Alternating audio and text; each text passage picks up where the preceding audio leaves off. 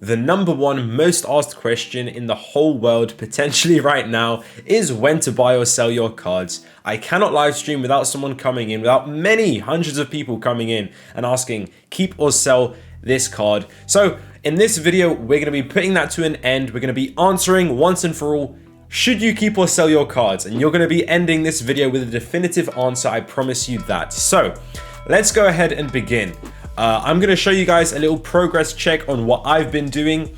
I'm going to go explain the reasons what I'm doing. And then we're going to talk about, is it actually worth it? And is it worth it for you? So first of all, let's just start with, let's start answering the question. Let's talk about very, very expensive cards. So there is obviously levels to this. You can go to FIFA 23 on Fitbin, gold players. And if we search, if we filter by price, sort by price. So there is definitely levels to this. For example, Mbappe. Mbappe is the most expensive gold card. Well, we shouldn't also write off other cards. If you pack an icon, if you pack a foot hero, this card is going for 1.2 million coins. Should you keep or sell? Now, the answer is going to be similar for not only this, but also other price ranges, but it's more so important with a huge price range like this. Now, this card up until release should only be increasing in price. There's going to be more people coming onto the game.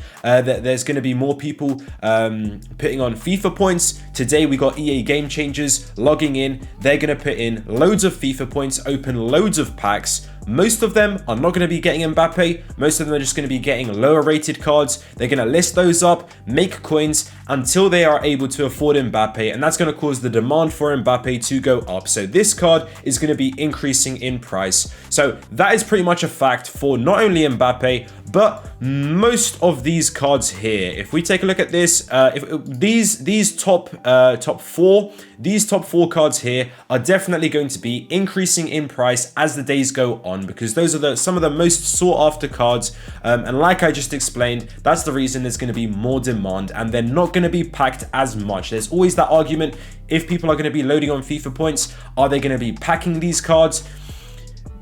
A little bit, a tiny bit, but most people, the larger effect, in my opinion, is going to be definitely more demand created, because more people are going to have coins and that's going to push these prices up. So with knowing that information, for example, coming back to this Mbappe or any of these top four cards, are you going to keep or sell? If you're a fantastic trader, if you're the best trader in the world, then the best choice should be to sell.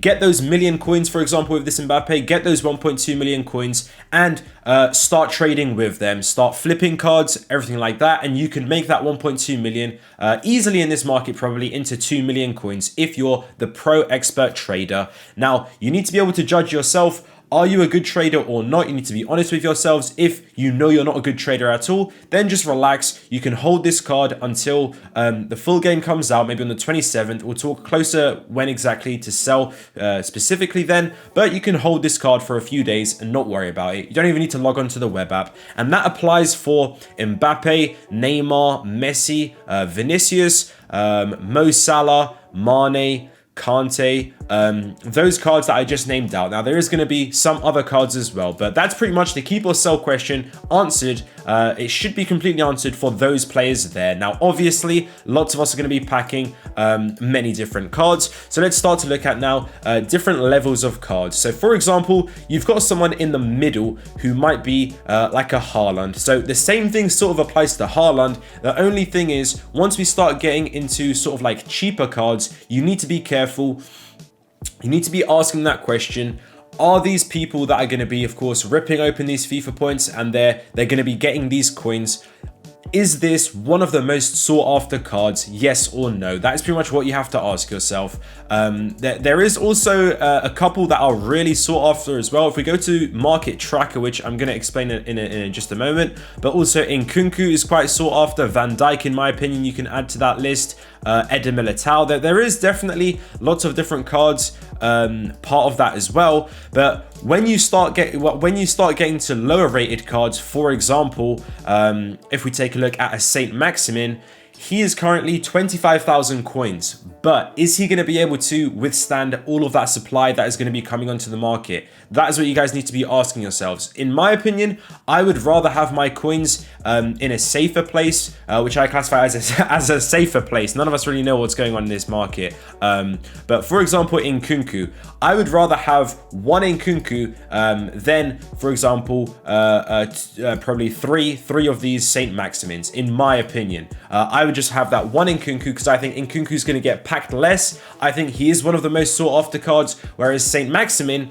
yes, he would be a useful FUT champion starter card, but is he going to be packed a lot because he's low rated? And is that going to cause his price to go down? That is something that I might be scared of. So if I had this Saint Maximin, maybe I'm not going to be making a different decision based on Nkunku. That's a decision you guys need to make for yourselves. But if I had this, I already told you guys, I'd rather have Nkunku than 3 of these Saint Maximins. So you can do with that information what you will. But I think it's also important to note, if you're trying to trade with these cards, which is what I'm trying to do, that's quite a difficult thing to do. You can see this Van Dijk. If we go into the market tracker, can we select Van Dijk from here? No. We can go into favorites, and if we go on Van Dijk. So just to show you guys a little bit of a graph here. So the trend that many players seem to be following is during the night, there's not as many people listing up their cards, so the price generally goes up. We're talking about like 2-3 a.m. UK time, past midnight. And then when people start waking up again, the price goes down and then it starts to go up again. Now you can see yesterday, yesterday on the 23rd, the highest Van Dijk reached was 88k, and you can see this morning, the highest he reached was 95k. So it looks like he's increased 5k in the last 24 hours. You can expect this to happen again tomorrow. He might be up 5k higher, and then every single day, 5k higher every single day. So that is something you need to be careful of if you are going to be trying to flip these cards. And that is the question you need to be asking yourself is, if you can go ahead, if you have this Van Dijk and you're asking whether to keep or sell, we've already established he is going to be increasing in price. If you want to be a trader and you want to sell, you pretty much need to be making more than 10,000 coins per day. Otherwise, you're just better off holding this card, because if you sell this and you just leave the 84k to sit there, tomorrow might be 90,000 coins, the day after 95,000 coins. So only sell this card if you think you can earn coins quicker than this card is naturally already increasing in price, because there's more people demanding the card. That is pretty much what you guys need to be doing. And yes, on Ultimate Edition, when all of those FIFA points are going to be coming on, we've already talked about there's going to be different impacts on different players. Some players might be going down. Again, I do like Renato Sanchez, but I'm just a little bit worried if he's going to be packed a lot, what's going to happen to his price? Is there going to be too much supply? Is supply going to be greater than demand? That's what I'm slightly worried about. But right now, what I have done, just to show you guys, so this Virgil van Dijk, if we go to my tracker right here, so I've made 20,000 coins of realized profits. You guys can see here with this Van Dijk and Nkunku, that was last night. And this Sadio Mane, I did sell. We can enter this in together. So I sold this for 94,000 coins, which was very, very nice. And then we've got 2 Tomoris, which each one I sold for 48,000 coins. So I tried to pick off the best time before it started going down in price. That Mane I could have sold at 100k, sort of like 98k. He peaked. This Tomori, I'm pretty sure I could have tried to sell for I think like 52,000 coins was his peak. But pretty much the reason I sold those, and now I bought a Van Dijk, not a Van Dijk, a Vinicius Jr. for 150k. That Vinny was a really nice snipe. I'm very, very happy with that. If I enter this here, it's probably going to put in some insane profit. 30,000 coins profit. Wow, on one card. And I'm not even planning on selling that yet. I'm gonna see. I might just sit on the back seat a little bit and just take it easy. This card I bought for because I had some coins left from Vinny, but he's pretty much the same price, so it's going to show losing 2k on tax. But I think he's got room to improve. He's got room to go back up to like 40k. But I'm thinking I might just hold these cards for a little bit.